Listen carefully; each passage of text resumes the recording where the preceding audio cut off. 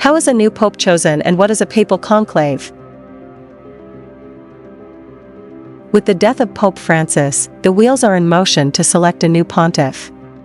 The rituals for choosing a new pope are elaborate and date back centuries. So how does it work? Here's what will be happening at the Vatican.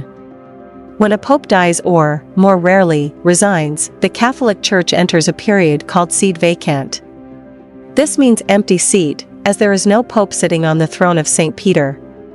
The late pope's ring and seal, which are used to dispatch papal documents, are broken to stop anyone else from using them.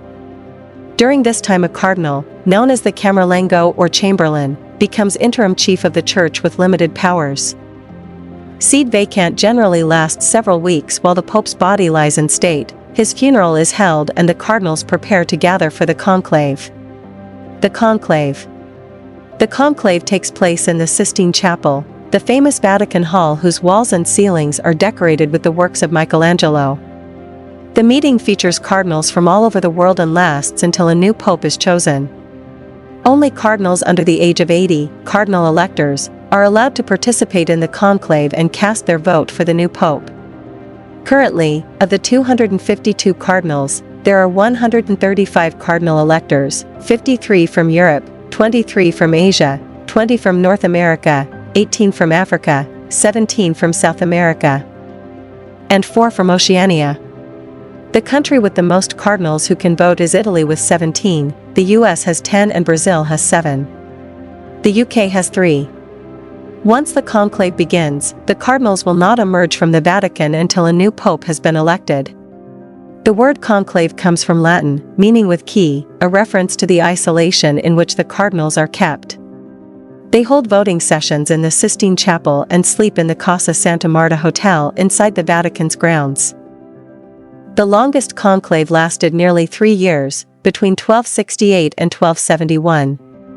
Several have lasted only 1 day. The one which elected Pope John Paul in 1978 lasted less than 3 days.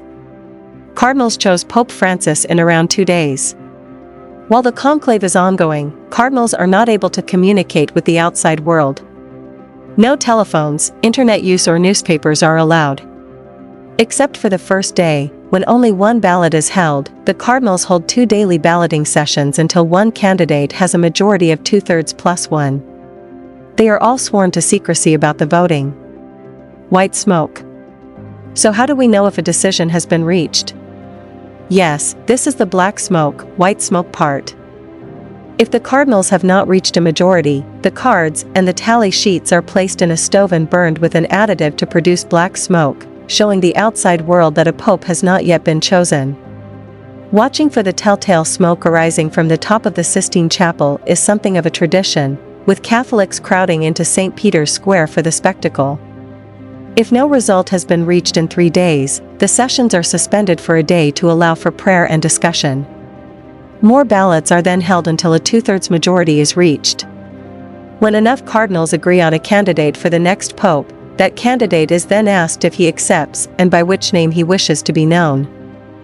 Then the ballots are burned as before, but with an additive to produce white smoke. New pope proclaimed.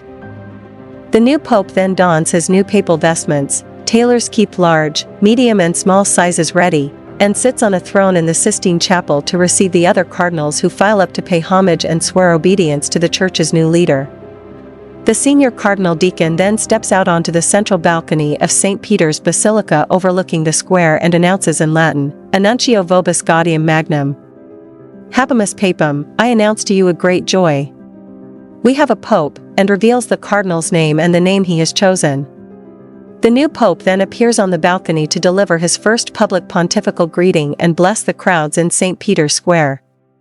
A few days later, the new pope celebrates a mass that marks the beginning of his ministry.